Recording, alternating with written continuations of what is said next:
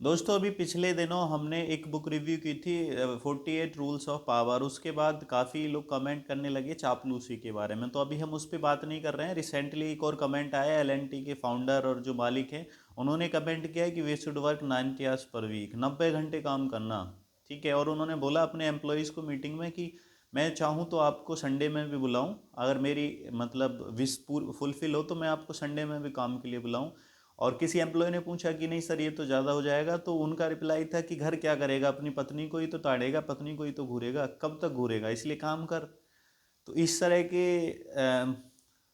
Answer आ रहे हैं, इस तरह के स्टेटमेंट आ रहे हैं। जो रेस्पॉन्सिबल लोग हैं, जो बड़ी बड़ी पोस्टों पे हैं, जो अमीर लोग हैं, एक्सट्रीम रिच लोग हैं, they are stating kind of words. इनसे पहले नारायण मूर्ति जो इन्फोसिस के फाउंडर हैं, उन्होंने भी एक स्टेटमेंट दिया था that we need to work 70 hours per week, 70 घंटे काम करना।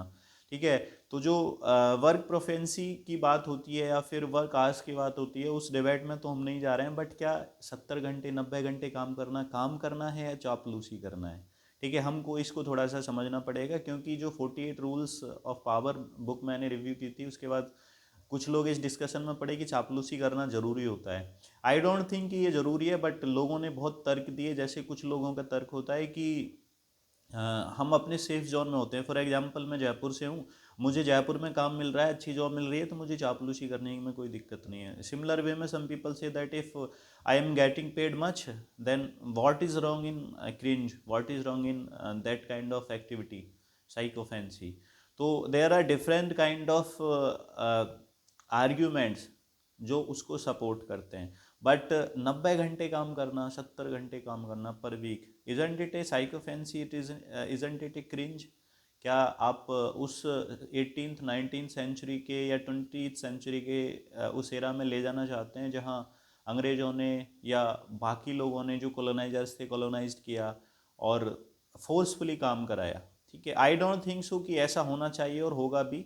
देर are people who always keep on raising their voice against exploitation. अगर ऐसा नहीं होता तो कार्ल मार्क्स जैसे लोग पैदा नहीं होते, ऐसा नहीं होता तो रूसो जैसे लोग पैदा नहीं होते, और आज भी महात्मा गांधी, नेल्सन मंडेला जैसे लोग पैदा नहीं होते। I believe that there are people who always oppose such atrocities and they will continue that. There, yes, I believe that there are people who support this kind of mentality and these kind of mindset, but still there is fight between these kind of persons. So we have to we have to stick to your own intuitions. I believe that we should not be the part of any cringe, any psychophancy.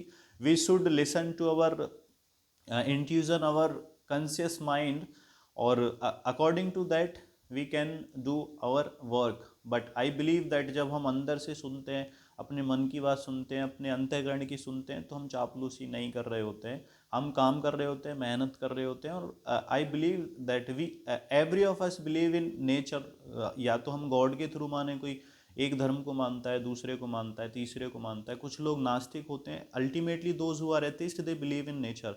आप भगवान को भी नहीं मानते तब भी आप प्रकृति को तो मानेंगे। So if you believe in nature, there is a theory, balancing theory. आप कुछ भी करते हैं प्रकृति में, प्रकृति उसको बैलेंस करती है, और आपका कुछ भी नहीं है, सब कुछ प्रकृति का है। So there is ultimate theory, but I am not saying that you can go to that theory. We have to perform, you have to act according to Gita कि कर्म करना जरूरी है, कर्म ही पूजा है। So we have to stay to that theory, that concept, and still I oppose that idea of working 70 or 90 hour per week. What do you think? You can write in comment box. I will appreciate your efforts. And also if you want to watch more videos on such topics, or if you want to get updates, you can subscribe this channel, and also you can share these videos to your friends, colleagues, or your students or your family members. Thank you.